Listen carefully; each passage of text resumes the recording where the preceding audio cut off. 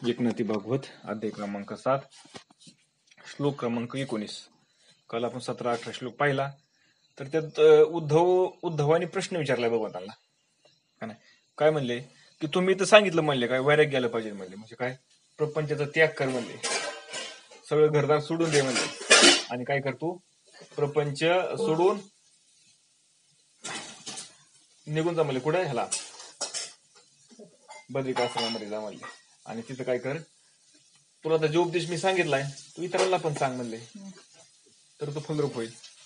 पण मग उद्धव काय म्हणतोय म्हणले, भगवंता जर हे सगळं सोडून जायचं तर सामान्य जीवाला ते शक्य नाही ना. आता हे करायचं कोणासाठी करायचंय, मग तू काय सांगितलं आधी सगळं सोडून दे आणि मग हे प्राप्त होते. मग सगळं संसार सोडू शकत नाही ना प्रत्येक जण. मग त्याच्यासाठी काय सोपं असणार असं की ते सगळं तरुण गेले पाहिजे. लहान मुल जरी असेल एखादं तर त्याला चोख तरुण जात आलं पाहिजे. एवढा सोपा परमार्थ असं काहीतरी असेल तर ते आम्हाला सांगा, आम्ही त्याचं आचरण करू. असं उद्धवाचे प्रश्न होते. भगवंत काय सांगतात. श्री भगवान उवाच प्रायेने मनुजान लोके लोक तत्वा विचक्षणाः समुद्रांती हात्मा नात्मा नैव शुभाशयात. श्लोक क्रमांक 19. श्रीकृष्ण म्हणाले, बहुधा या जगात लोकतत्व म्हणजेच लोकांचा व्यवहार कसा असतो त्याचे परीक्षण करणारे मानव विवेक करून स्वतःचा विषय वासनेपासून उद्धार करतात. श्लोक क्रमांक 19. भूत संचरलिया पाठी सुचती जल्पवाद गोठी त्या ते गुणिया पाहुणी दिठी अक्षेत त्राटी मंत्रोनी. शुक ही कथा कोणाला सांगतेत? राजा परिषदेला सांगतात. हा संवाद कोणाचा चाललाय? शुक मुनी सांगते, राजा परिषदेला सांगते. आणि आता एकनाथ महाराज त्याचं निरूपण करतात मराठीमध्ये. जे 11 स्कंद आहे श्रीमद भागवताचा, त्याचं मराठीमध्ये निरूपण करतात, कारण ते संस्कृत मधून आहे ना. आणि ते आपल्याला आता मराठीमध्ये सांगतात. एकनाथ महाराज म्हणतात, एखाद्या माणसांच्या अंगात जर भूताचा संचार झाला तर काय होतं, तो वाटेल तसं बडबडू लागतो का नाही, वाटेल तसं उड्या हाणतो. तसं जेव्हा पंचाक्षरी त्याला पाहतो तेव्हा तो मंत्रलेल्या अक्षता त्याच्या अंगावर टाकतो. पंचाक्षरी म्हणजे देव ऋषी काय करतो, जेव्हा त्याला पाहतो मग काय म्हणतो, मंत्र म्हणून त्याच्यावरती टाकणार ते भूत निघायला. तसं म्हणले, पाहता पांचभौतिक संसारू सहजे झाला असे थोरू माझे झोंबला असे कृष्ण वेग खेचरू उद्धवले करू झडपिले. त्याप्रमाणे ह्या पंचमहाभूतात्मक संसारामध्ये, हा संसार कोणता आहे? पंचमहाभूताचा असणारा जो संसार आहे, या संसारामध्ये उद्धव रूपी माझं लेकरू आहे. भगवान म्हणतात कोण आहे? उद्धव रूपी माझं लेकरू आहे. आणि कृष्ण वेगरूपी भूताने त्याला पछाडलेलं होतं. कोणत्या योगाने? आता भगवंत मला सोडून जाणार आहे, हा वियोग त्याला झाला, मग आता मी एकट्याच पडणार आहे, मग माझं कसं व्हायचं? हा वियोग त्याला झाल्यामुळं म्हणजे वियोगाचं असणार भूत आहे, त्या भूताने त्या उद्धवाला पछाडलं होतं. म्हणून तू काय होता? दुःखी होता. मिशे उद्धवाची झडपणी अहम मैसासूर लागला झनी ते अशी करावया झाडणी कृष्णागुणी चालेला. तेव्हा उद्धवाला झपाकणाऱ्या अहंकार नावाच्या भूताने, ते मसोबा का नाही, भूताला उद्धवाला कुणी झपाकलेल्या अहंकार नावाच्या मसोबाने, आणि त्याला आता घालवायचंय. मग त्याला कृष्ण असतात पण देव ऋषी आता पुढे तयार झालाय. त्याला काय करायला? त्याच्यातलं जे त्याच्या ठिकाणी भूत लागले ना, कुठलं? वियोगाचं का नाही, वियोग कुठला? आता भगवंत आणि उद्धव हे दोन काही, तो काय सांगायचं, भगवंत माझा देव आहे आणि मी आता त्याच्याशिवाय कसं काय राहू शकतो? माझा सखा आहे, तो माझा मित्र आहे, तो परमात्मा आहे, आणि तो सोडून गेलो मी काय करणार? म्हणून ते रडत होता ना, त्याला वियोग झाला होता. त्यामुळे आता भगवंत काय झाले, त्याचे देवऋषी झाले, त्याचं ते भूत लागलेलं त्याला वियोगाचं ते काढण्यासाठी, म्हणजे सद्गुरु रूपी. म्हणजे कोण झाले? सद्गुरु झालेत. ते इथं झाडणी लागी आता या यदू अवधूत संवाद कथा त्यांची मंत्रोनी मंत्राक्षता होय झाडीता श्रीकृष्ण. तो आता यदू आणि अवधूत यांच्या संवाद रूपी अक्षता तो काय करतोय बघा. यदू आणि अवधूत, यदू म्हणजे यदू नावाचा राजा आहे आणि अवधूत म्हणजे दत्तात्रय, यांचा संवाद आता भगवंत त्यांना सांगणार आहेत. आणि या संवादामधून हे जे संवाद रूपी आहे, हे जे अक्षर आहेत, अक्षता येतात, ते अक्षता मंत्रावून भगवंत काय करणार, सद्गुरू असणारे जे भगवंत येतात उद्धवाचे, सद्गुरू रूपी असणारे जे देवऋषी आहेत ते त्या उद्धवावरती टाकतील. म्हणजे त्याच्या जे अहंकाराचं जे भूत आहे ना, त्याच्या त्याला लागलेलं कुठलं? अहंकाराचं. तो अहंकाराचं भूत निघून जाईल त्याचं. म्हणजे श्रीकृष्णाच्या कृपेशिवाय, ते भगवंत सद्गुरूच्या कृपेशिवाय ते अहंकार रूपी भूत निघत नाही. त्याला कोण लागतो? सद्गुरु रूपी दिवृषी लागतो, तर ती भूत निघत, अन्यथा ते निघणार. इतर बाकीच्या कुठल्या दिवशीला ते निघत नाही. निघलं का? ज्याला जो रोग झालाय ना, त्या रोगाच्या त्याच डॉक्टरकडे गेलं तर तो रोग जात असतो. तुम्हाला झालंय, समज तुम्हाला आलाय ताप, सर्दी, समज तुम्हाला झालाय काय हृदयाचा रोग आजार, आणि तुम्ही जे गेले सर्दी तापाच्या डॉक्टरकडे, तर फरक पडेल का तुम्हाला? तुम्हाला ते हृदयाच्या माणसाकडे जावं लागेल ना. तुम्हाला झाला शुगरचा त्रास, आणि तुम्ही जर गेले कोणाकडे? हृदयाच्या डॉक्टरकडे, तुमचं जाईन का? नाही जाणार. म्हणून जे तुम्हाला रोग झालाय ना, मग आता रोग कोणता आहे? जीवाला, प्रत्येक जीवाला रोग झालेला आहे. कोणता रोग आहे जीवाला? प्रत्येकाला अभिमानाचा रोग आहे. काय अभिमानाचा? मी देह, मी आम काय, मी तसा आहे, मी असं आहे, आणि माझं आहे, माझी बायको, माझी मुलं, माझा संसार, माझं घर, माझं घर, सगळं माझं माझं माझं असं असणार. जो मी आहे ना, अहंकार त्याला झालेला आहे. अहम अहम म्हणजे मी देह, मी देह, मी देह, असा त्याला अहंकार झालाय. आणि असा अहंकार रूपी असणार जे भूत लागलेले प्रत्येक जीवाला त्या संसारामध्ये. एकनाथ महाराज सांगतात, निमित्त केलं उद्धवाचं भगवंतानी, पण हे सगळं आपल्यासाठी. निमित्त केलं उद्धवाला भूत लागल्याचं, पण खरं पाहता हे अहंकाराचं भूत आपल्या सगळ्या जीवाला लागलेलं आहे. आणि ती भूत काढण्यासाठी सद्गुरु रूपी दिवऋषी आलेला आहे. आणि तो दिवऋषी कोण झाला आता? उद्धवाचा. आता उद्धवाला भूत लागले ना, मग उद्धवाचा झाला श्रीकृष्ण. सद्गुरु रूपी दिवऋषी कोण झालाय? उद्धवाचा श्रीकृष्ण झालात. म्हणून उद्धवा, तू सावध हो. आता काय सांगते? तू सावध हो, तुझ्या मनानेच नीट विचार कर. तू विचार कर म्हणजे, कारण या मृत्यू लोकामध्ये माणसाला स्वतःचा उद्धार करता येतो. तुकाराम महाराज सांगता, आपोली आपण करा सोडवण. काय करा? आपली सोडवण करा. कशापासून सोडवण करायची? अभिमानापासून. तुका म्हणे अभिमान गेला, तुका म्हणे देव झाला. अभिमान गेला, तुका म्हणे देव झाला. का नाही? फक्त काय आपल्याला काढायचे? काय आपल्याला? अभिमान काढायचा. त्यासाठी आपल्याला रोग कोणता झाला हे समजणं गरजेचं आहे.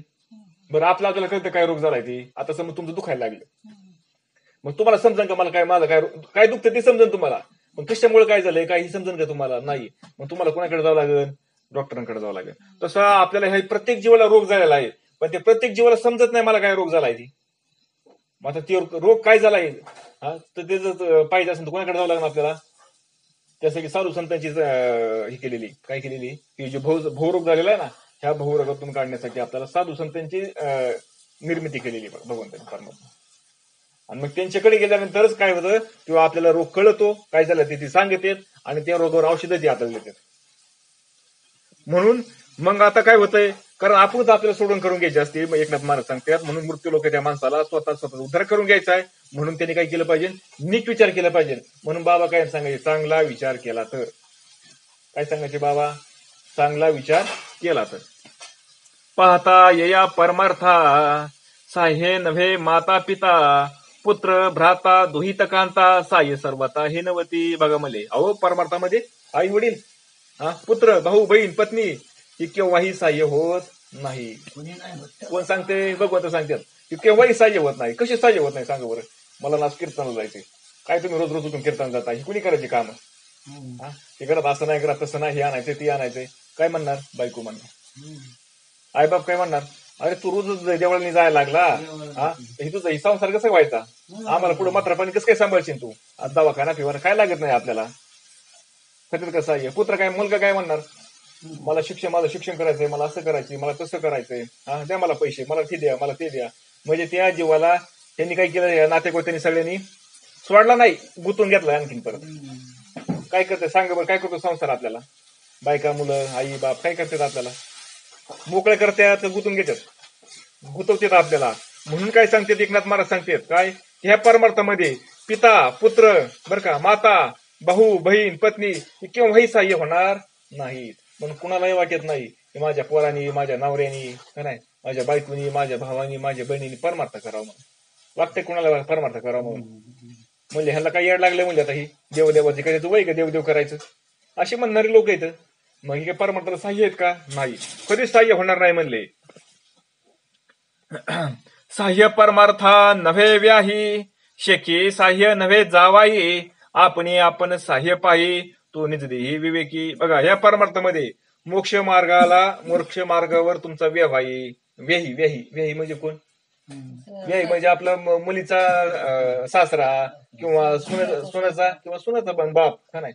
हे जे हे व्याही किंवा जावाई, हे जे काही जेवढे काही नातलग म्हणून तुम्ही म्हणतात ना, हे माझे नातलग, का नाही? जेवढे काही असतील ना, हे सगळे मिळून जरी काय होतं त्यांची मदत मिळणार नाही, कुठं परमार्थामध्ये. बरं ते सोडून देते आत, ते देवदेव करायला लागला ना, हे येड झालं म्हणते ना. आता काय झालं, ते देवाच्या नादात येड झालं म्हणून तुमच्याकडे पाहणार नाही. पण जेव्हा तुम्ही देवदेव करायला लागले सोबत येऊन सांगणार, अरे बाबा देवदेव आम्ही करीत नाहीत का. पण असं कुठे देवदेव असतो का प्रपंच सोडून द्यायचा मग देवदेव करायचा. बरं हे काय म्हणतो, मी प्रपंच केव्हा सोडलाय तेव्हा. पण जर मला यशच येत नाही माझ्या हाताला, मी तरी काय करणार आहे. हा, म्हणून मग जो विवेकी असतो ना बघा, मग जो खरा विचार करणार असतो, जो खरा विचार करणार असतो तो काय म्हणतो, आपण आपलाच उद्धार करून घ्यावा, इतरांच्या नादी लागायला नको. देते का नाही नादी लागून सांगा बरं. तुम्ही जर म्हणले तुमच्या सगळ्या पाहुणे रावल्याला सांगितलं, आता मी सगळे करणार सोडून देणार, काय आता काय विचार करणार नाही, जसं होईल मला वाटतं तेवढं मी काम करणार आणि माझं परमार्थ सुरू करणार. काय म्हणणार सांगणार बाकीची तुम्हाला, प्रत्येक जण येऊन सांगणार ही असं वाईट बुद्धी तुझ्या मनात आली कशी, तुझ्या बुद्धीमध्ये डोक्यात असला वाईट विचार. सर्व अशी बोलणार का नाही बोलणार सांगा बरं. आम्ही काय म्हणतो तुम्हाला परमार्थ करू नका, करा की तुम्ही परमार्थ. मग तसं की काही सगळं असं करायचं असतं का तेव्हा समजून सांगणे येते तुम्हाला सुरुवातीला सगळं, शेवटी काय म्हणते आता ती येडं झालंय, जाऊ द्या सोडू. म्हणून जर उद्धार करून घ्यायचा असताना आपण आपला उद्धार केला पाहिजे, आपण आपला विचार केला पाहिजे, आपल्याला नेमकं काय करायचंय ते. आपण आपला विचार केला पाहिजे नेमकं आपल्याला काय करायचंय ते. म्हणून एकनाथ महाराज काय सांगतात,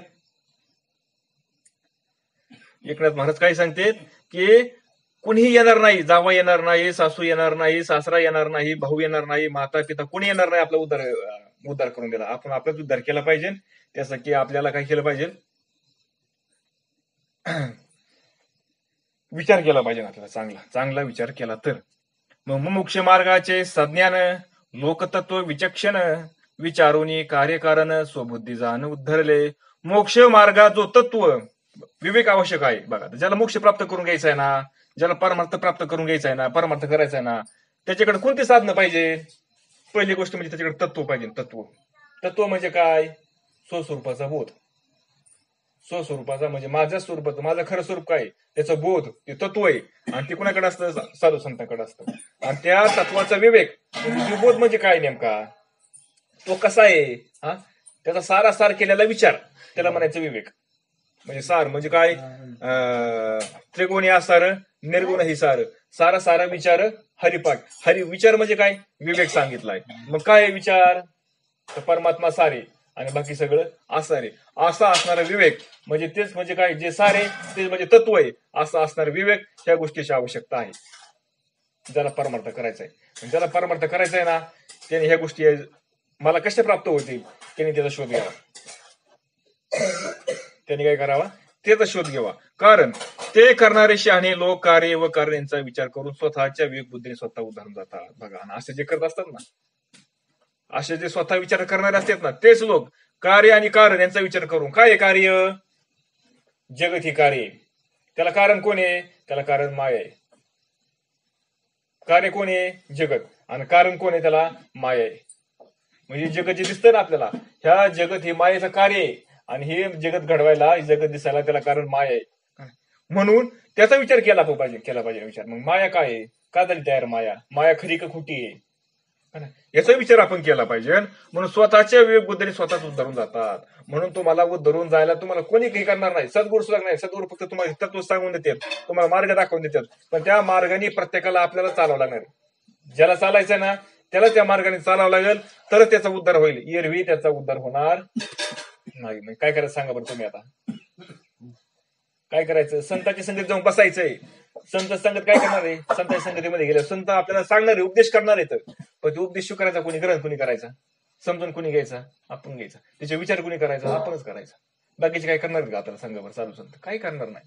ते फक्त मार्ग सांगणार तुम्हाला, याचा सांग योग्य मार्ग तुम्हाला सांगणार, सगळं तुम्हाला दाखवून देणार. पण त्याचा विचार आपण केला पाहिजे, त्याचं सगळं म्हणून त्याचा बुद्धिनिश्चय आपण केला पाहिजे. नित्य अनित्य विवेके अनित्य सांगते त्याग मुखे, नित्य ते यथा सुखे हित संतोखे अंगीकारिती. अहो नित्य काय, अनित्य काय, म्हणजे टिकणार काय, नष्ट न टिकणार काय, ह्या सगळ्याचा विचार केला पाहिजे. नित्य काय अनित्य काय, आणि त्याचा त्याग करता आला पाहिजे, नित्याला आत्मसात करता आलं पाहिजे. आपल्या कशासाठी, आत्महितासाठी. कारण जे आत्महित साधायचंय ना ते अविनाशी आहे, ते कधी नाश पावत नाही, ते कधी जन्माला येत नाही, कधी नाश पावत नाही. असं असताना ते नित्य असणारं तत्व, ह्या सगळ्या तत्वाचा संतोषपूर्वक म्हणजे आनंदपूर्वक त्या साधनाचा काय केला आपण, स्वीकार केला पाहिजे. त्या स्वइच्छेने त्याचा स्वीकार केला पाहिजे आपण त्या साधनाचा. बरोबर का नाही? काय केलं पाहिजे? स्वइच्छेने त्याचा आपण स्वीकार केला पाहिजे, तर ते आपल्याला साध्य होत असतं. एवढी साध्य होणार नाही ती. तुम्ही किती ग्रंथ वाचले, किती पोथ्या वाचल्या, त्याने तुम्हाला तुमचा विचार होईल का? होणार नाही का? होईल, पण तुम्ही त्याचा विचार केला तर. का बरं असं सांगितलंय की माया मिथ्या सांगितली? असं विचार केला तर. कारण सर्व सुख गोडी, साई शास्त्र निवडी, रिकामा अर्धगडी राहू नको, लटिका व्यवहार सर्व हा संसार, वाया येर झाला हरिविन. सांगा बरं मला, ह्या जगाच्या पाठीवर आपल्या ह्या महाराष्ट्रामध्ये किती लोक हरिपाठ म्हणणार आहेत? टाळ वाजून चाल बिल लावून म्हणणार आहेत का नाही? किती लोकांना हे अभंगाचा अर्थ कळला बरं? बरं म्हणत नाही का? सांगा बरं. त्याला विचारलं तर काय म्हणते? हा बरोबर आहे, सगळं खोटे सांगितले, म्हणजे सगळं देवसत्य सांगितलं. बरं, ह्याचा कोणी विचार केलाय? मला त्याची गरज आहे. का खोटे सांगितलंय? ही मिथ्या का सांगितलंय? खरं देव काय आहे? मग त्याची मला प्राप्त केली पाहिजे, मग मला ते प्राप्त करायचं आहे, असं किती लोकांना वाटतंय? म्हणजे पहिली गोष्ट एक तर ते मिथ्या आहे म्हणायला म्हणतात, मिथ्या आहे सगळं, असं आहे, देवाची प्राप्ती करून गेली पाहिजे, बरं का? ठीक आहे. म्हणजे एक तर पहिली गोष्ट ही समजत नाही कोणाला. ज्याला समजतंय समजणारे थोडी लोक येतं, पण ते समजते, पण त्याचा विचार करणारे आणखी थोडी त्याच्यामध्ये. आणि हे सगळ्यामध्ये पाहिलं ना, एखादा कुठेतरी चांगला बारीकाने विचार करणारा, काय की नित्य काय आहे, अनित्य काय आहे, सत्य काय आहे, तत्व काय आहे, याचा विचार करणारा जगाच्या पाठीवर एक कोणतरी असा विरळ आहे. म्हणून काय केलं पाहिजे? संतोषपूर्वक, म्हणजे आनंदाने त्या आत्महितासाठी आपला अविनाशी असणारे जे नित्य तत्व आहे, अविनाशी म्हणजे न नाश पावणार असणारे जे तत्व आहे, आपलं जे आत्मस्वरूप आहे, त्याचा आपण स्वीकार केला पाहिजे. आता स्वीकार करायचं म्हणजे कुठे मिळेल आपल्याला? त्याचा कुठे बाजार आहे का? ऐका, नित्यत्व जे उरले जाण, ते स्वरूप माझे चितघन, त्याची साधकाचे साधन जाण, अनन्यपणे चिंतती. अहो, जे नित्य उरते ना, तेच माझे चित्तघन स्वरूप आहे, चैतन्य घन. नित्य उरत म्हणजे तुम्ही सगळं साराने असं विचार केला, तुम्ही असा टाकत दिले तुम्ही का नाही? देह मी नाही, हे जगत मी नाही, हे माया मी नाही, माया मिथ्या आहे, म्हणजे शेवटी शिल्लक जे राहतं ना, ते म्हणजे चैतन्य स्वरूप आहे, चैतन्य घन स्वरूप आहे, जे आत्मस्वरूप आहे, ते ब्रह्मस्वरूप आहे. शेवटी ते शिल्लक राहतं, आणि ते स्वरूप म्हणजे माझं आहे, ते स्वरूप म्हणजे मी आहे. हे शिल्लक राहतं शेवटला. आणि साधकांचे ते साधन आहे बघा, आणि ते साधन साधकाचं आहे. आपण कोणतं साधन धरतो?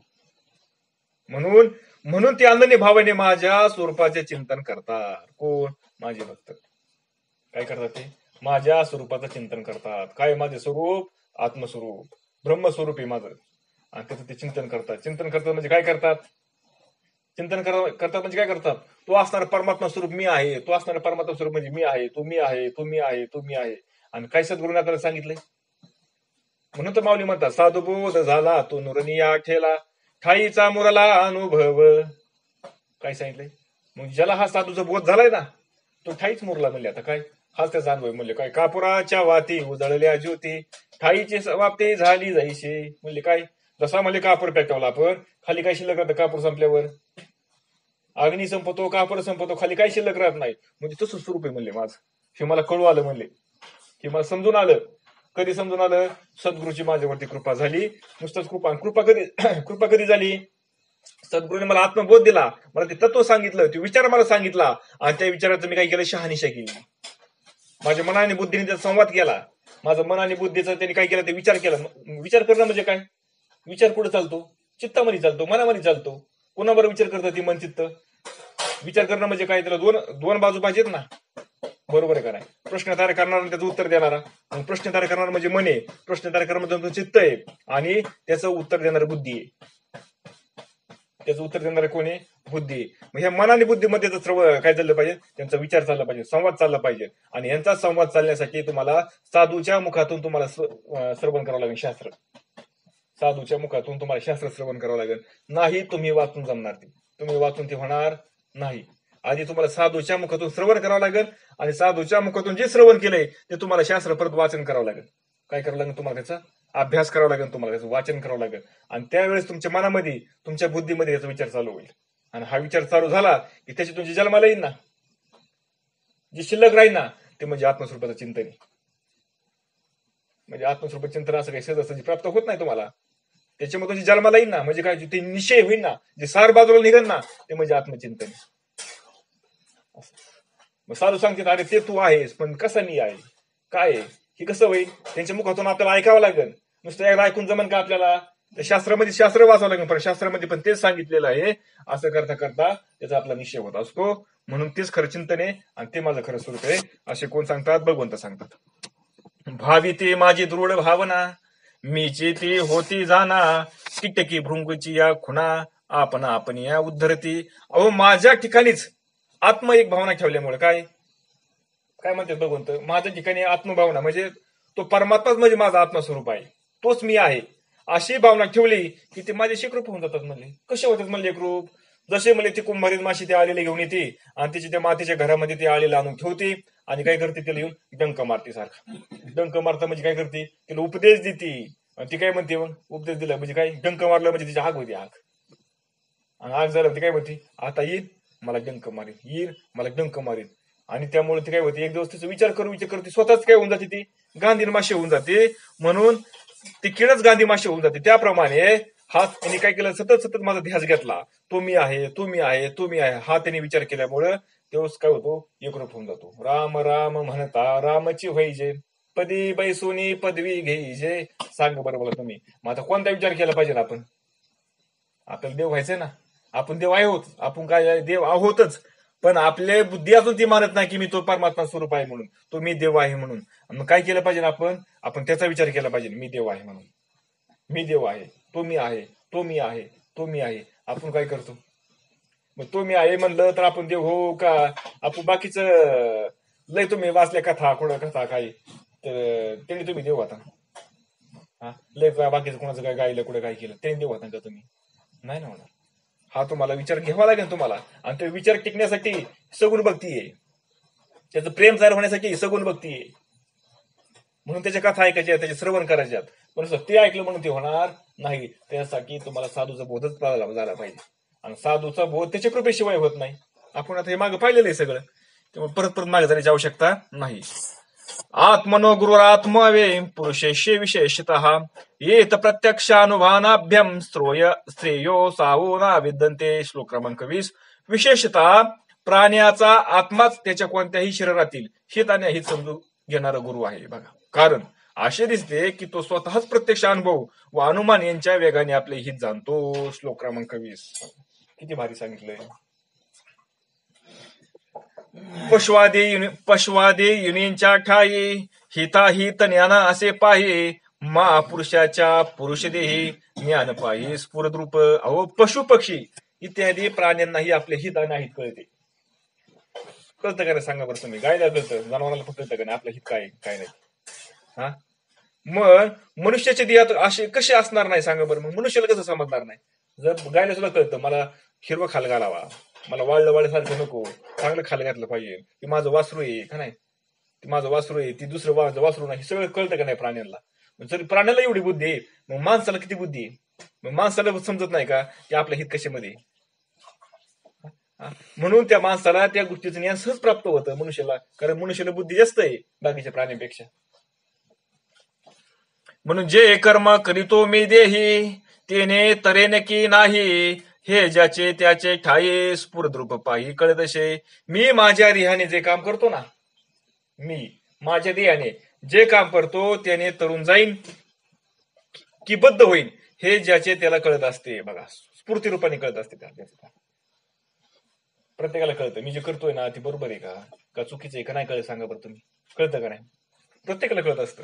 मग आता ज्या पद्धतीने मी साधन करतोय त्या पद्धतीने मी खरं तरुण जाईल का नाही जाणार हे समजतं का नाही? म्हणून सांगतो नि अशुभ वासना, जो न करी विषय कल्पना, तो आपला गुरु आपण जाना, नरक यातना चुकविली. बघा, म्हणून जो अशुभ वासना येतात, अशा असणाऱ्या अशुभ वासना जो सोडून देतो, जो भोग विषयाचं चिंतन करत नाही, तोच आपणच आपला गुरु होतो. म्हणजे त्याला म्हणायचं अंतःकरणाची कृपा. त्याला काय म्हणायची? अंतःकरणाची कृपा. तुमच्यावरती ईश्वराची कृपा झाली, तुम्हाला सद्गुरु मिळाला, सद्गुरूची कृपा झाली. अंतःकरणाची कृपा बाकी ना अजून. तुम्हाला शास्त्र कृपा झाली, शास्त्र तुम्हाला समजायला लागली, पण अंतःकरणाची कृपा व्हायला पाहिजे. आणि त्याला म्हणायचं अंतःकरणाची कृपा ज्याच्या होते ना त्याला समजायचं आपलाच गुरु आपला झाला, आपणच आपला गुरु झाला. म्हणजे काय करायचंय? ईश्वराची कृपा झाली, सद्गुरू समजले आपल्याला, सद्गुरू ईश्वरच सद्गुरू होऊन आपल्या ठिकाणी आला. ईश्वर त्या सद्गुरूने आता सांगितलं तू कोण आहे? ती तत्त्वम अशी, ते ब्रह्म तू आहेस. सद्गुरूने सांगितलं आपल्याला ठीक आहे, कळलं आपल्याला, पण लगेच निश्चय होतोय का आपला? नाही होत. म्हणून आपण शास्त्र वाचन करतोय, शास्त्रामध्ये पण तेच येतंय. ते परब्रह्म तूच आहेस, ते परमात्मा तूच आहेस, सगळं आत्मस्वरूपच आहे, सगळी माया आहे. मग कसं आहे, काय आहे, हे सगळं शास्त्र सांगत आहे. आणि मग हा नंतर स्वतः विचार करायला लागला. अंतःकरण म्हणजे कोण? मन, बुद्धी, चित्त आणि अहंकार, याला म्हणायचं अंतःकरण. या मन, बुद्धी, चित्त आणि अहंकाराची कृपा झाली पाहिजे, म्हणजे यांचा संवाद झाला पाहिजे, यांचा निश्चय झाला पाहिजे संवाद रूपाने. आणि ज्यावेळेस यांची कृपा कृपा होती ना, म्हणजे काय, त्यांच्या संवादामधून जे हे होतं, काय होतं, बोध निर्माण होतो ना, जे सार निघतं ना, त्या साराला म्हणले बोध, त्याला म्हणले बोधपुत्र झाला. सद्गुरूने फक्त बोध कसा होतो ते सांगितलं. बोधपुत्र जन्माला आपण आपल्या घालला होतो बुद्धीमध्ये, ज्याने त्याने आपापल्या बुद्धीमध्ये तो बोधपुत्र जन्माला घालायचा असतो, आणि तो विचाराने होत असतो,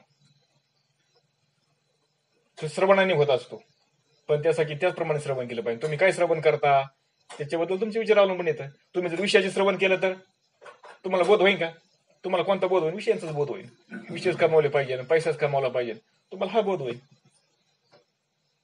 बरोबर का? तुम्ही भोगाचं चिंतन केलं तर मला हा भोग मिळाला पाहिजे, मला तो भोग मिळाला पाहिजे, ह्या भोगामधून हे असं होतं, त्या भोगामधून तसं होतंय, याचं तुम्हाला ज्ञान होईल. पण जर तुम्हाला परमात्म्याचं ज्ञान करून घ्यायचं असेल तर तुम्हाला त्याच्याबद्दल ऐकावं लागेल. आणि ते सद्गुरूपाशी, ते शास्त्रामध्ये, शास्त्र सद्गुरूची कृपा जशी समजत नाही, म्हणून आधी सद्गुरूची कृपा महत्वाची, मग शास्त्र प्रचिती आहे, आणि मग अंतःकरणाची कृपा आहे. म्हणजे आपल्या सद्गुरू, म्हणजे आपल्या ठिकाणचा गुरु आपल्याला हे झाला पाहिजे, काय झालं पाहिजे, त्याची कृपा आपल्यावरती झाली पाहिजे, म्हणून स्वतःला नरकवास चुकू शकतो बघा. आणि म्हणून असा ज्याच्यावरती अंतःकरणाची कृपा प्राप्त करून घेतो ना, तोच आपला नरकाचा वास चुकू शकतो. आणि आता या जन्माला यायचं, मरायचं, नरकात खितपत पडायचं, हे चालूच राहणार आपलं, त्याच्यातून आपली सुट्टी होणार नाही. जो कंटाळला जन्म जन्म गर्भाशी, मर मरो बगला मरणाशी, आधी लागली मानशी जन्म मरणाशी नासवाया. अहो, जो गर्भावस्था व जन्म तेच वारंवार मरणे यामुळे उद्विग्न झालेला असतो. उद्विग्न झालं म्हणजे काय झालाय? वैतागलाय तो आता. कवर दुःख बघायचं, तेच तेच तेच तेच कवर बघायचं दुःख. म्हणजे जन्माला यायचं, मरायचं, जन्माला आलं तर सुखी कथा व्हायचं, पळपळ पळायचं, रात्रंदिवस झटायचे सगळं अख्ख्या परिवारासाठी, पण त्याला कुठं सुख मिळत नाही. म्हणून तो वैतागला आता, वारंवार मरायचं म्हणले, तो दुःखी झालाय. आणि त्याच्या मनाला जन्म मरण कसं टळेल याची चिंता लागून राहिली. हे आता टाळलं पाहिजे. नको, बास बास, आता ही जन्माला यायचं बास, आता नको ही जन्माला येणं आणि जाणं. एकदाच काहीतरी आपला उद्धार करून घेतला पाहिजे, असा अनुताप त्या जीवाला झाला पाहिजे. ज्यावेळेस असा अनुताप त्या जीवाला होतो त्यावेळेस त्याला कळतं मग आपला मार्ग कोणता आहे उद्धारून घ्यायचा, हे जन्म मरून बाद करायचा मार्ग कोणता आहे, हे त्यावेळेस त्याला समजत असतं. आवडी नुपुजे स्त्री पुत्रांशी, निद्रा न लगे अहर्निशी, काळे ग्राशिले आयुष्याशी, निजिताशी न देखीजे. अहो, त्याच्या मनामध्ये स्त्री म्हणजे बायको, पुत्र, मुलगा, घरदार यांच्याविषयी आवड उरत नाही. याला म्हणायचं वैराग्य आला. आता त्याला काय म्हणायचं? वैराग्य आला. कारण उद्धवाचा प्रश्नच आहे ना, हे सोडून जायचं म्हणले कसं काय, कोणत्या जीवाला सोडून जाऊ वाटतं? प्रत्येकाला हे प्रत्येकासाठी हे नाहीच आहे. भगवंतांनी कुणासाठी सांगितलंय? ज्याला असं वाटतं, ज्याला अनुताप झालाय ना की किती वेळा जन्माला यावं, किती वेळा मरावे, किती व्हावे फजिती, ज्याला असं झालंय ना, त्याला असं अनुताप झालाय ना, हे त्याच्यासाठी. ज्याला असं अनुताप झालाय ना, मग त्याला का, त्याला बायकोही त्याला सुख देत नाही, त्याला घरदारही सुख देत नाही, त्याला मुलगाही सुख देत नाही, त्याला आईबापाही सुख देत नाहीत. प्रत्येक साधू संतांची बघा तुम्ही, चरित्र वाचून बघा तुम्ही, काय तिथं त्याला कोणतं सुख, कोणीच सुख देत नाही. म्हणून ते म्हणतो भगवंता आम्हाला ते सुख कुठे मिळेल. आता त्या सुखाच्या शोधामध्ये निघतो, आणि सुखाच्या शोधामध्ये निघता निघता त्याला मग भगवंत पुढची कृपा करतो, आणि भगवंतानी कृपा केली मग सद्गुरू मिळत असतात त्याला. काय झालं राजा परीक्षेचं सांगा बरं तुम्ही? त्याला ज्यावेळेस कळलं आता मी 7 दिवसांनी मरणार आहे, त्यावेळेस त्याला कुणी त्याला सहाय्य झाला? त्याची मुलं झाली, त्याची बायको झाली, त्याचं राज्यातली जी जनता होती, ज्याने आयुष्यभर त्या जनतेवर प्रेम केलं, ती सहाय्य झाली त्याला? कुणी सहाय्य नाही झालं त्याला. शेवटी भगवंताचा दावा केला त्यांनी, आणि भगवंतानी तरतूद केली, सुखमुनीला पाठवून दिलं सद्गुरू रूपाने, आणि मग त्यांनी त्याच्यातून त्याला बाहेर काढलं. असा अनुताप व्हावा लागतो. आणि म्हणून ज्याला एकदा असा अनुताप झालाय ना, मग त्याला सांगावं लागत नाही ही स्त्री सोडन, घर सोडन, दार सोडन, म्हणून अजिबात नाही सांगावं लागत. ते मनाने सुटतं त्याच्याकडनं. मग का सांगावं लागतं त्याला? सांगा बरं. आणि तुम्ही ज्याला सांगतात ना ही सोडून दे, ही सोडून दे, तुम्ही किती सांगा त्याला, ते सोडू शकत नाही अजिबात. त्याला आतून तयार व्हावं लागतं, तशी वैराग्य तयार व्हावं लागतं आतूनच, अनुतापाशिवाय. म्हणून एकनाथ बाबा सांगतात, अनुतापा विन भाऊ कैसार आहे, पाथा पाहे शोधून या. शोधून पहा म्हणजे आपणच आपलं खरंच आपल्याला अनुताप आहे का? आणि जोपर्यंत अनुताप होत नाही तोपर्यंत आपला भाऊ राहू शकत नाही. म्हणून रात्रंदिवस त्याला अशी चिंता लागलेली असते, काय की आपले आयुष्य आता कालने घासून टाकले आहे का नाही. घडोघडी काळ वाटे याची पाय, अजून किती आहे अवकाश, हाच अनुताप घेऊन या. हा सावध होऊनी हा सावध होई बापा असं करा आपली आपण करा काय घडी घडी काळ या वाक्याची पाय अजून किती आहे अवकाश हाच आणि पाप घेऊन सावध करी हा काहीतरी बोध करा म्हणाला म्हणजे बोध कर काहीतरी बोध म्हणजे काय तो नेमका बोध करा म्हणजे म्हणाला काय म्हणून आपल्याला अजून आपले हित कसे कळत नाही मग जर असं आहे तर तू काय म्हणतोय हे आयुष्य आपलं काय चाललेलं आहे अजून आयुष्य क्षणाक्षणाला आपलं कमी होत चाललंय मग आपलं हित आपल्याला कधी कळायचं राज्य परिषद तीच झालं होतं ना मला माझं 7 दिवसांनी आता माझा मृत्यू आहे मला आता माझा हिताचा मार्ग मला केला पाहिजे माझं हित करून घेतलं पाहिजे माझं आत्मकल्याण करून घेतलं पाहिजे पण ते आत्मकल्याण माझं कशाने होईल मला कोण सांगन हा तसं ह्याला वाटलं पाहिजे ना आता माझं इथं कुणीच नाही माझी बायको नाही माझी मुलं नाही माझी आई नाही माझा बाप नाही माझे नाते गोते नाही कुणी नाही तर माझं घरदार माझं नाही हा माझं आत्महित मला कोण प्राप्त करून देईल मला माझ्या कल्याणाचा मार्ग मला कोण सांगन म्हणून त्याला प्रश्न पडलेला आहे आणि त्याला आता काय झालं तो असं मोठमोठे ते भगवंत कोणी ते भगवंत कोणी ते ईश्वर हा जो माझं आत्महित मला करून देईल जो माझं मला कल्याण करून देईल असं तो मोठ्याने असं हका मारतोय तो का नाही त्याला असं तळमळ लागलेली आहे त्याला म्हणायचं कडकडीत वैराग्य तयार झालं तुझी इच्छा तुझं देखता काळे गिळलेले बाल्य अवस्था तारुण्याचा ग्राशीला माथा वार्धक्य भगवंता लागले असे अरे तो स्वतःलाच म्हणतो काय स्वतःला म्हणतो काय म्हणतो तो म्हणजे स्वतःला बोध करतोय बरं का तो आता म्हणतोय माझं बालपण म्हणलं माझे देखत गिळून गेलं म्हणले मी आधी लहान होतो खेळायचो बांगडायचो का नाही आईला हाका मारायचो आई मला जेवायला घालायची का नाही वडील माझी सगळी इच्छा पूर्ण स्वप्न पूर्ण करायचे असं असतं कधी गेलं ते मलाही कळलं नाही म्हणले हळूहळू मध्ये मी लहानाचा मोठा होत गेलो माझं मला कळायला लागलं का नाही काय केलं पाहिजे काय नाही आपलं सुख आपलं भोग कशामध्ये कोणते भोग भोगले पाहिजे मी भोग विषयाच्या नादी लागलो मी भोग बघायला लागलो म्हणले कळलं नाही म्हणले माझं बालपण गेलेलं म्हणले मला हा बालपण गेलेलं कळलं नाही पुढे तरुणाची अवस्था आली तेही तारुण अवस्था घेऊन टाकली म्हणजे तारुण्य माझं निघून गेलं आणि आता ह्या म्हातारपणे म्हणले तुझ्या भोवती गिरटे खालीत आहे आता काय करायचं म्हणले तारुण बालपण गेलं तारुणी गेलं म्हातारपण आले म्हणले आणि अजून मला सुचना नाही अजून मला बुद्धी झाली नाही की ते भगवंताची प्राप्ती करून घ्यावा आपल्या कल्याणाचा काहीतरी मार्ग प्राप्त करून घ्यावा म्हणून केवळ वार्धक्याचा जरंगा त्याशीही काळू लागला पैगा आयुष्य व्यर्थ जातेसे वेगा हा नेज नाडू जग कळेना अरे म्हणले वृद्धापन म्हणजे म्हातारपण एक जाळीच आहे म्हणले आणि ते काळाने पसरून काय केलं आपल्याला त्या जाळेमध्ये आपल्याला अडकावले आयुष्य त्वरे म्हणले आयुष्य कसं पटकन निघून गेले म्हणले आयुष्य गेलं कळतंय का कळत नाही त्याच्यामध्ये आपण अडकून त्या जाळेमध्ये आपण अडकलोय आणि आपलं अख्खं आयुष्य फुकट चाललेलं आहे पण हा आयुष्याचा नाश जगाला कळत नाही कळतंय कोणाला आपण वाढदिवस साजरे करतो आनंदाने हे म्हणले आता मी आज 21 वर्षाचा झालो मी 22 वर्षाचा मी 23 वर्षाचा आनंद होतोय का आपल्याला वाईट वाटतंय एक आपल्या आयुष्यातलं आपलं एक वर्ष कमी होतंय म्हणून आपल्याला आनंद उत्सव साजरा करतोय आपण मी आता 23 वर्षाचा झालो मी 24 वर्षाचा झालो कधी कळायचं आपल्याला ज्यावेळेस कळायला पाहिजे त्यावेळेस कळत नाही आणि ज्यावेळेस कळतं त्यावेळेस शरीर साथ देत नाही म्हणून मेळ बसत नाही क्षणाक्षणा काळू जातशे व्यर्थ काही न साधे जे परमार्थ जन्म मरणांचा आवर्त पुढे अनर्थ रोकडा क्षणोक्षणी वेळ व्यर्थ चाललेला आहे बघा क्षणोक्षणाला समजत नाही आपल्याला क्षणाक्षणाला का नाही क्षणाक्षणाला आपला वेळ व्हायला चाललेला आहे कळतं का आपल्याला जे परमार्थाचे साधन येतं परमार्थ करून देणारे आपल्याला उपदेश करणारे ज्याच्यामुळे आपल्याला वैराग्य प्राप्त व्हायला पाहिजे हे साधनाचा आपण गैरवापर करायला लागले त्या साधनाचे बोध मिळायला पाहिजे ना आपण पण त्या ठिकाणी आपण आपल्याला हे करतोय काय टाइमपास म्हणून आपण त्या साधनाचा उपयोग करायला लागले का नाही तिथं हसायचं का नाही विनोदी कार्यक्रम झाले पाहिजे विनोद झाला पाहिजे आपल्याला ते आपल्याला ऐकायला मिळलं पाहिजे का नाही कीर्तन प्रवचन आजकाल कीर्तन प्रवचन म्हणजे काय झाल्यात उपदेशाचे साधन आहे ते की त्या ऐकून ते श्रवण केल्यानंतर आपल्याला वैराग्य प्राप्त होतं पण ते कीर्तन प्रवचन मधून आपण काय करतो कॉमेडी म्हणून त्याचा वापर करतोय आपण टाइमपास म्हणून आपण त्याचा वापर करतोय एवढा मोठा पैसा खर्च करायचा आणि काय करायचं हसायचं हा हो महाराजांनी हसवायचं कुठे काय सांगायचं त्यांनी जेव्हा आयुष्यभर आपण संसार करतोय आणि त्याच संसारात त्यांनी सांगायचं आपल्याला त्यांनी काय आपला उद्धार होईल का समजेल का आपल्याला अख्खा आयुष्यातला आपला काळ एक दिवस आपला महत्वाचा असणार हा व्हायला चाललाय कधी करायचं ह्या जीवाला समजेल का ह्या जीवाला म्हणून त्यात काहीच परमार्थ साधत नाही हाय का त्याच्यामध्ये परमार्थ काही परमार्थ नाही जन्म मरण रूप अनर्थकारक भावना स्पष्ट दिसत आहे म्हणून जन्माला येतोय मरतोय अजून ते बाद झालेलं नाही स्पष्टपणे दिसते मी आता मेलो ना मला परत जन्माला यावाच लागणार आहे असं स्पष्टपणे जीवाला दिसतंय म्हणून स्वर्ग नरक कर्म ब्रह्मा चहू प्राप्तीशी मनुष्य धर्म, या लागे त्याजूनी पाप कर्म, मोक्ष धर्म धरावा. म्हणून मनुष्याला कर्माने स्वतः, बघा मनुष्याने काय करावा, तो जसं कर्म करत ना त्याप्रमाणे त्याला स्वर्ग, त्याप्रमाणे त्याला नरक प्राप्त होत असतो, किंवा त्याला ब्रह्मही प्राप्त होते. बघा स्वर्ग प्राप्त होतो, नरक प्राप्त होतो, किंवा ते ब्रह्मस्वरूपाला जातो. कशाने? आपल्या कर्माने. आपापले कर्म केले, कर्म तैसे भोगा आले, उपजले मेले ऐसे गीते. जसं कर्म केलं ना तसं भोगायला येते. आता असे कितीतरी जन्माला आले आणि कितीतरी मेले. कर्म करून जन्माला आले किती, म्हणजे किती वेळा तरी आपण वेळा जन्माला आलो, कितीतरी आपण मेलो आपण.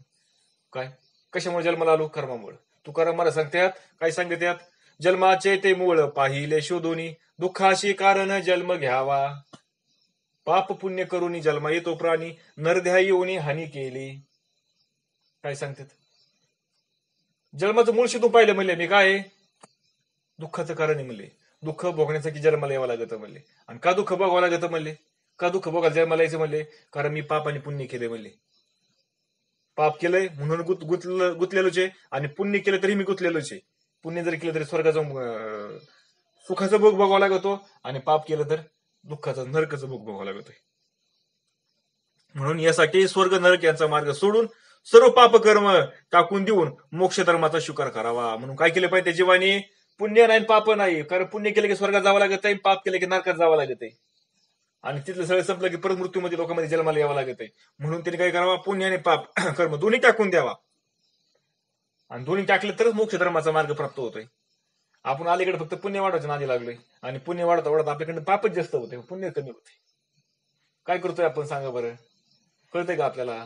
आणि मोक्षाचा मार्ग म्हणजे काय? आपण आपली ओळख करून घ्यायची. मी कोण आहे, माझं स्वरूप काय आहे, ह्याची ओळख झाल्याशिवाय आपल्याला मोक्ष मार्ग मिळणार नाही. आणि प्रत्येक जीवाचं इथे कर्तव्य आहे, आपण आपली ओळख करून घेणं. कळतंय का जीवाला? बरं तुम्ही किती ऐकलं, तुम्ही किती वाचन केलं, म्हणजे तुम्ही ते वाहता नाही म्हणणार. तुम्ही जे श्रवण केले तुम्हाला त्याचा विचार करावा लागेल. म्हणजे काय करावं लागेल? श्रवण, मनन, निधिध्यास, आणि मग साक्षात्कार आहे. म्हणजे काय केलं? आधी ऐकायचंय, त्याचं मनन करायचं. असं सांगितलं होतं महाराजांनी का नाही? आपण सद्गुरूंनी आपल्याला असं सांगितलेलं आहे. का बरं असं सांगितलं? कसं आहे बरं असं?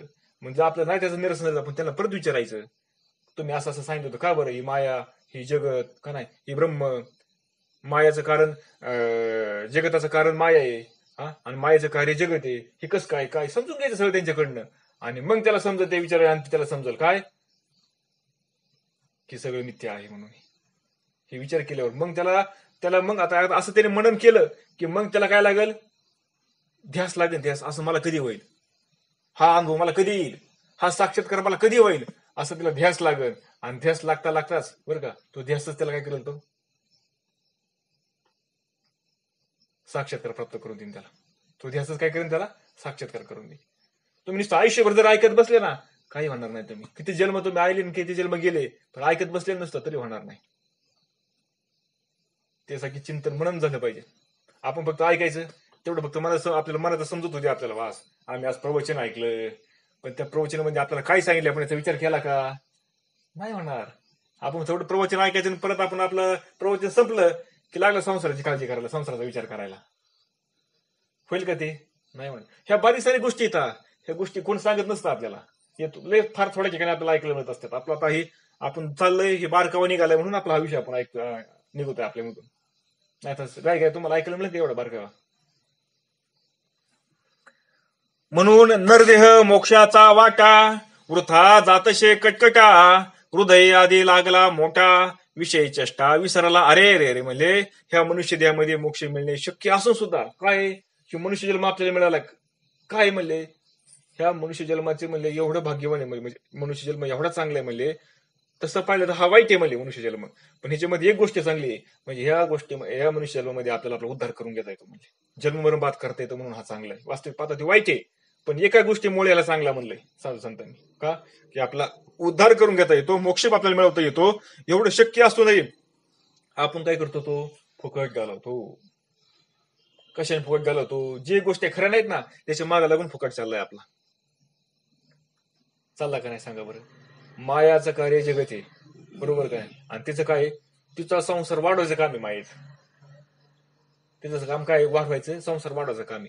आणि ज्योतिषी विरोधात निघायला लागतो ना, मला सांगा, पाण्याच्या उलट्या प्रवाह जर पावणारा त्याला जास्त सामर्थ्य पाहिजे का पाण्याच्या बरोबर पावणाऱ्याला सामर्थ्य जास्त पाहिजे? उलट्या पावणाऱ्याला. मग मायेच्या विरोधात आपल्याला जायचंय. मग मायेच्या विरोधात जायचं म्हणल्यावर माया आपल्याला काय करणार आहे? आडवी येणार का नाही सारखी सारखी सारखी सारखी. पण त्याचा विरोध करून त्याच्यावरती आपल्याला जायचंय. म्हणून जो परमार्थाला लागलाय ना त्याच्यावरती संकट जास्त असतात. का? तो विरोध करतो ना मायाला. मग ती काय म्हणते, माझ्या पाय बोकांच्या पाय देऊन तो निघाला का परत? का नाही, म्हणजे माझा नाश करायला. तिचा नाश करायचं म्हणलं, कुणाचा नाश व्हायचं म्हणलं तर सोपं आहे का? नाश करून देत असतो का? तुम्ही समज मला म्हणल्या तुझ्याकडे बघत आहे, तुझा नाशच करून टाकते, मग मी काय गप बसन का? मी होता होईल तेवढं माझं अस्तित्व टिकवायचा प्रयत्न करणार ना. तुम्ही जर शक्तिवान असले, तुम्ही सामर्थ्यवान असले, पण मी काय करणार? मला जेवढं शक्य असेल तेवढं माझं अस्तित्व टिकवायचा प्रयत्न करेन का नाही मी? तसं माया मुळात मिथ्या आहे, पण सत्य खरे वागते आपल्याला. म्हणून ती काय करते, तिचं अस्तित्व आणखीन आपलं खरोखर सत्य आहे हे दाखवायचा प्रयत्न करते. आणि साधू काय करतात, आपल्याला ती खोटी आहे ते दाखवायचा प्रयत्न करतात. आणि ह्याच्यामध्ये आपलं झुंज चालू आहे. रात्रंदिवस हा युद्धाचा प्रसंग, हा आपला युद्ध चालू आहे, आपलं युद्ध. म्हणून जे होतात ना, मग ह्यो आडवा येतो, तो आडवा येतो का नाही, ह्या ज्या गोष्टी होतात ना, ह्याला ती कारण आहे. माया काय करते, खिचून यायचा प्रयत्न करते आपल्याकडे. कारण तिला तिचं हे वृक्ष वाढवायचा आहे मायावर, आणि आपल्याला तो वृक्ष नष्ट करून टाकायचा, मुळापासून परत नष्ट करून टाकायचा ते वृक्ष. अशी गमत आहे. म्हणून काय होतंय, म्हणून जीव काय होतोय, ह्या विषयाच्या नादी लागतोय, फुकाट आपला आयुष्य घालवतोय. अशा त्याच्या मनाला काळजी लागून राहते. त्यामुळे तो भोग्य विषय टाळू लागतो, त्याला त्याचा विसरच पडून जातो. काय करतो तो, त्याच्या मनाला काळजी लागत राहते, त्यामुळे तो जो भोग्य विषय ना तो टाळू लागतो नंतर, आणि मग त्याचा विसर पडत असतो. प्रत्यक्ष लक्षणे अनित्य संसारो दिशे नाशवंत, या लागी तो नव्हे आसक्त, होय विरक्त यह भोगी. साधकाला संसार हा नाशिवंत आहे. बघा, साधक झालाय ना आपण. आता आपण कोण येत, आता साधक येत ना. मग साधक आणि संसार, साधक असा की संसार नाशिवंतच आहे, त्याला कळलंच पाहिजे तर तो साधक आहे. अन्यथा तो किती जरी त्यांनी लय पुढे पुढे केलं, काय केलं ना, तो साधक होऊ शकत नाही. मग सांगा बरं, आपल्याला संसार नाशिवंत आहे का? खरा आहे आपल्याला? आपल्याला वाटतो का संसार नाशिवंत आहे? तो खरा वागतो.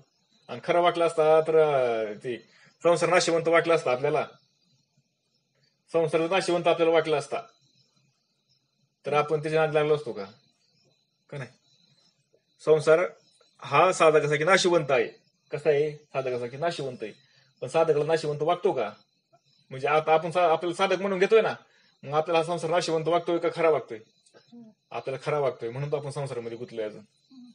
का नाही? कोणी बोललं की आपल्याला राग येतोय, कोणी काय आपल्या हिस्साचं ओढून घेतलं की आपल्याला त्याचा राग येतोय आपल्याला, आपण त्याला शिव्या देतोय, आपण वाद घालीत बसतोय, आपण भांडण करीत बसतोय. आणि हीच मायेचा विजय आहे आपल्यावरती.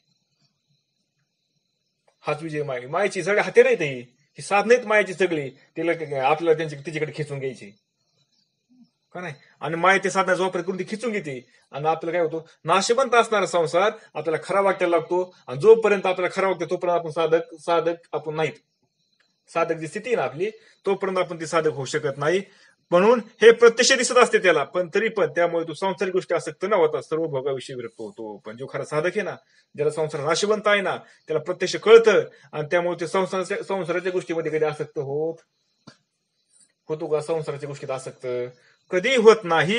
म्हणून त्या सर्व भोगाविषयी तो विरक्त होतो.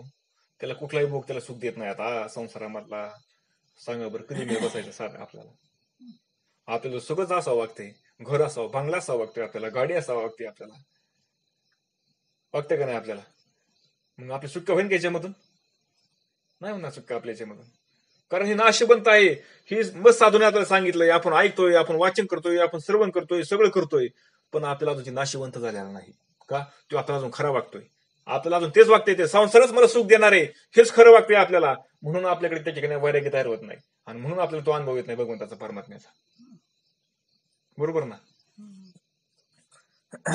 म्हणून याची परी अनुमाना परलोक भोग भावना, आतळून येदी मना नश्वर पतना जाणून. म्हणून परलोकीच्या सुखाचे नश्वर स्वरूप बघा.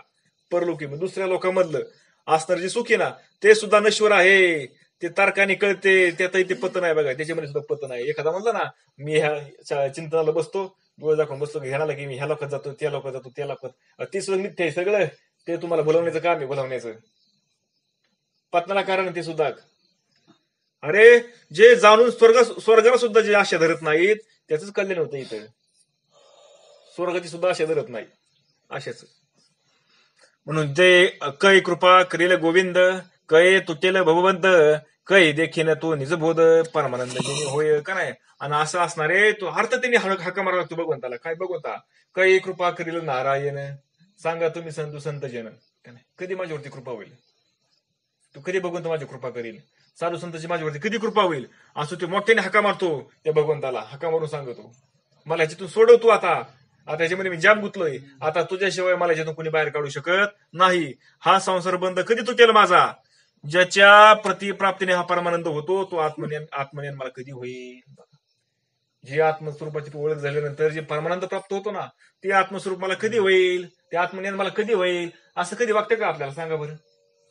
मला आत्मानंद कधी मिळायचा, कधी मिळेल मला आत्मानंद, माझं आता आयुष्य कधी राहिले सांगता येत नाही. मी आज आहे, आता गडीपडचिंद राहीन का सांगता येत नाही मला. मला तो आत्मानंद कधी मिळेल, कधी लागली तळमळ आपल्याला, आपण कधी विचारलं, आपण कधी चौकशी केली, कधी भगवंताला आपण हाका मारल्या, आलाय दिवस चाललाय, आला दिवस चाललाय, काय चाललंय, काय करतोय आपण. आपण आपले परीक्षण केलं पाहिजे, आपण आपली काय केली पाहिजे, आपणच आपली परीक्षा घेतली पाहिजे, विचार केला पाहिजे चांगला, खरंच आपल्या बरोबर चाललंय का ते. म्हणून धाव पावगा श्रीहरी, कृपा करी दिनावरी, मज उद्धरे भवसागरे, भक्त कैवारी श्रीकृष्णा. म्हणून हे श्रीहरे, हे भगवंता, धाव रे बाबा धाव मले. आणि हा जो दिन आहे ना, मी दिन आहे मले, मी दुबळा आहे, माझ्यावर दया कर आणि माझा कैवारी हो.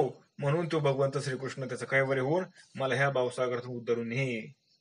हे भगवान श्रीकृष्ण काय कर, माझा कैवारी हो, आणि तू कृपाळू आहेस, तू दिनावर उद्धार करणार आहे, दिनाचा काय तू दयाळू आहेस, म्हणून आम्हाला ह्या भावसागरातून तारून नेतो, ह्या भावसागरातून आमचा उद्धार करून घेतो.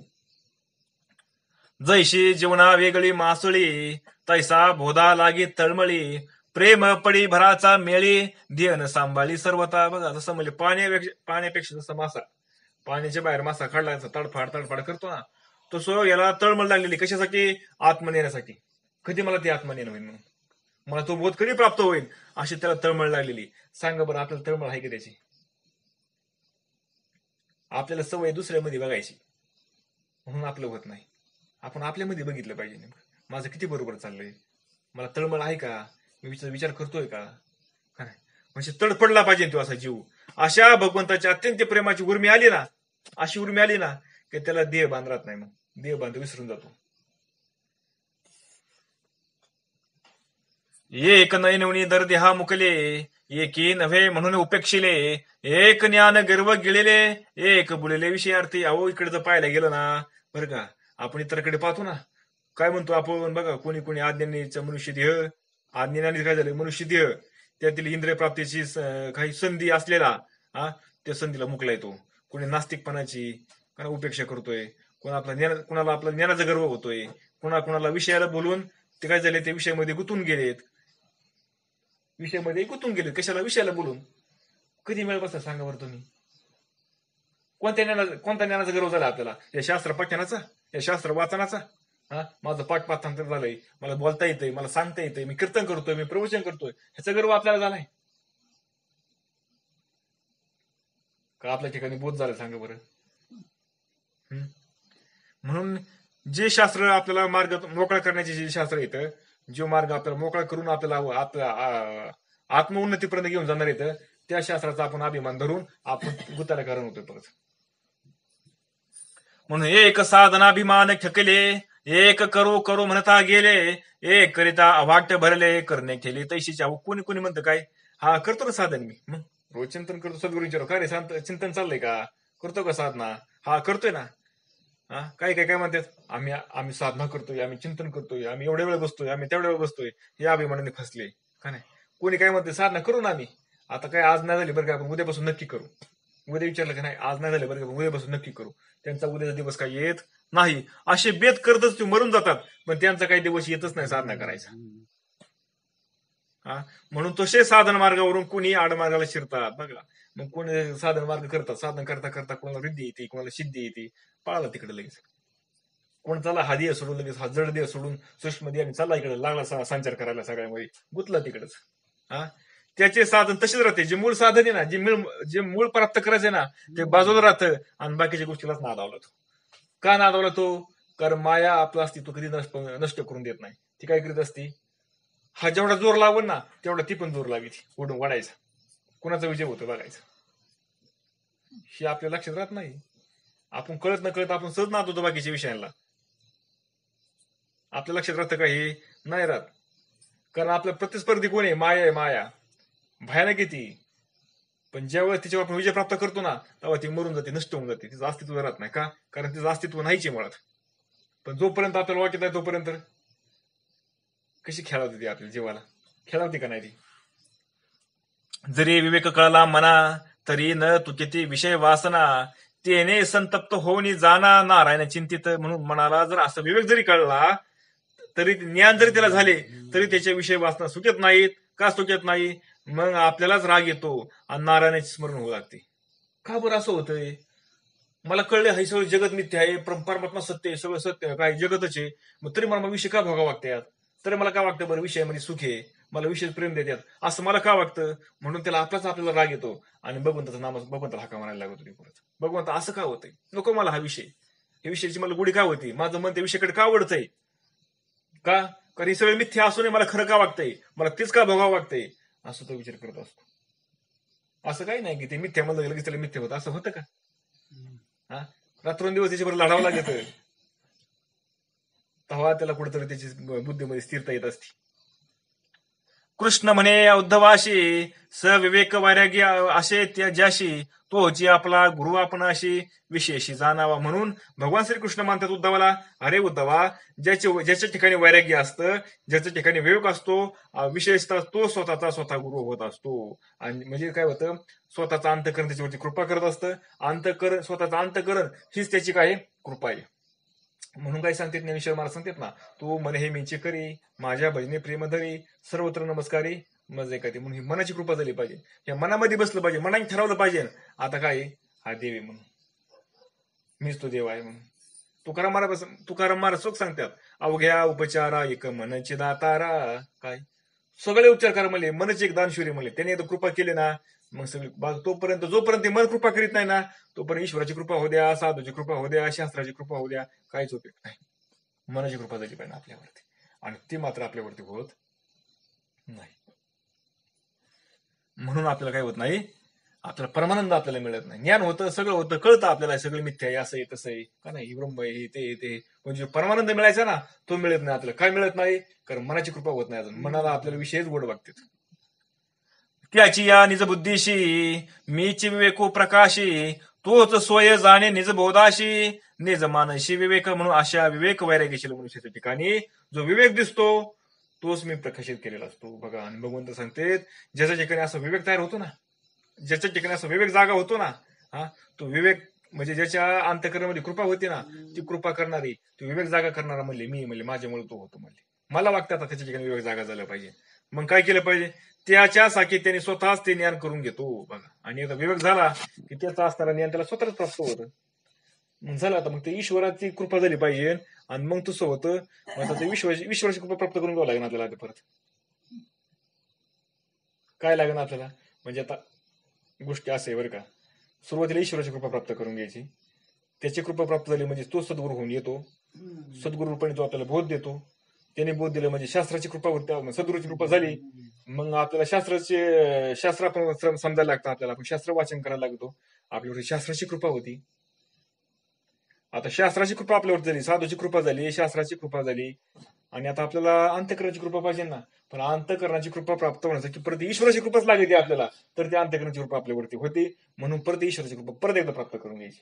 म्हणून ज्ञान गिळून गोविंदा का, ज्ञान गिळून घ्यायचं का नाही, आणि त्याला कल्पित द्वैत करायचं आणि त्याला हाका मारायच्या, म्हणजे त्या अंतःकरणाची कृपा होईल, अंतःकरणावरती कृपा होत असते ते भगवंताची. म्हणून ज्याशी जायसा भाव त्याशी मी तैसा देव, हे आरती संदेव उद्धवा पाहो धरावा. म्हणून उद्धवा, मग तू ज्या भावाने माझे स्वरूप जाण्याचा प्रयत्न करतो ना त्या स्वरूपात मी त्याचे देव म्हणून प्रकट होतो.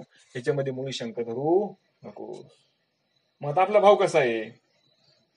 मग जर ते टिकून राहायचं असेल तर त्याला परत त्याचं कल्पित द्वैत करून त्याला ईश्वर करायचा, त्याला हाका मारायच्या, आणि मग त्या भावाने तो आपल्या ठिकाणी पुढे उभा राहतो. आणि मग काय करतो? आपल्याला त्यातून आपल्याला बाहेर काढत असतो.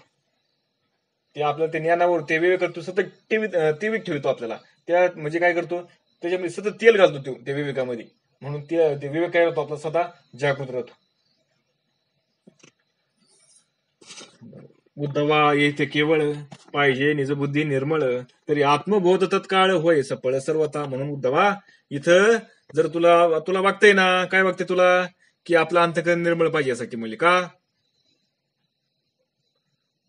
निर्मळ पाहिजे, अंतकरण निर्मळ झाल्याशिवाय हा बोध होणार नाही. म्हणून तू विलंब न लावता आत्मबोध प्राप्त करून घे. आणि आत्मबोध प्राप्त करण्यासाठी तुला अंतकरण निर्मळ करावं लागेल. म्हणजे पहिला अंगी बे आधी अंतकरण निर्मळ करायचं.